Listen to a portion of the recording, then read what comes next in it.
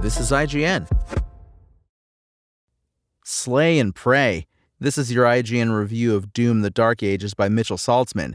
If there's one thing that's kept the name Doom up near the top of the list of first-person shooters, it's how it's always boldly reinventing being a badass, super-powered one-man army against the armies of hell.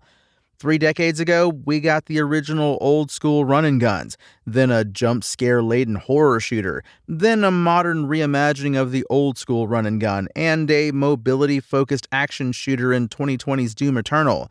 The form that Doom: The Dark Ages takes on is actually one that is very different from Eternal, a game that I rank as one of my favorite shooters of all time.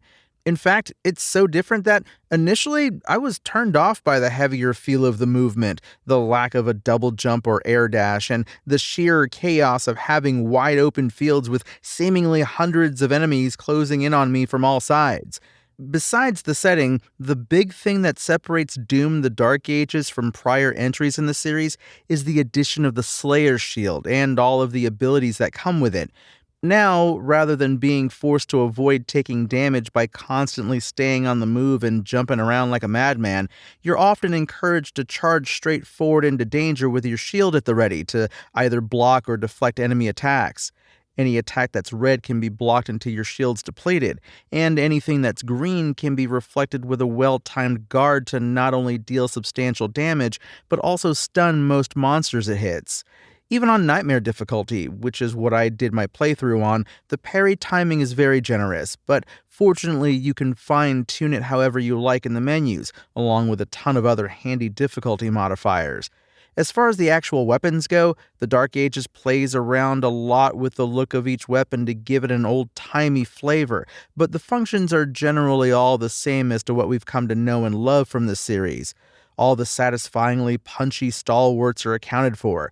The combat in super shotguns, an assault rifle that shoots out rail spikes instead of bullets, but don't call it a railgun, a plasma rifle, and a single-shot sniper rifle-like weapon in the form of a satisfying steel ball launcher, just to name a handful.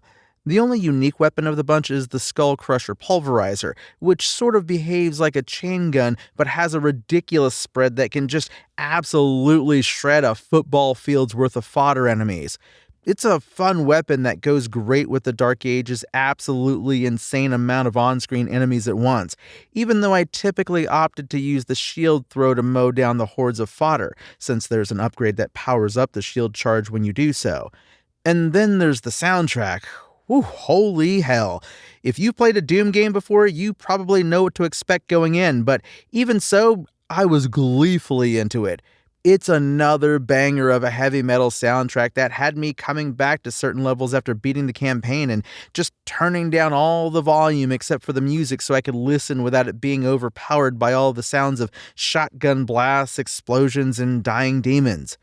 Far from being just more Doom, Doom: The Dark Ages is a new flavor of the legendary shooter series that's heavier and more grounded, but no less energetic and exhilarating. The new shield is an outstanding addition that adds a ton of both offensive and defensive options, and when combined with the extensive arsenal of traditional Doom guns, provides a ton of fun and exciting ways to dispatch the hundreds upon thousands of demons that stand in your way. Add on top of that, another pumped-up heavy metal soundtrack backing the excellent weapon, level, and enemy design, and it has once again proven that, like a super shotgun blast from Point Blank Rage, they don't miss. Doom: The Dark Ages IGN score? 9 out of 10. Thanks for listening to IGN. My name is Tony Jackson, and for the latest Doom updates, visit us at IGN.com. SpokenLayer.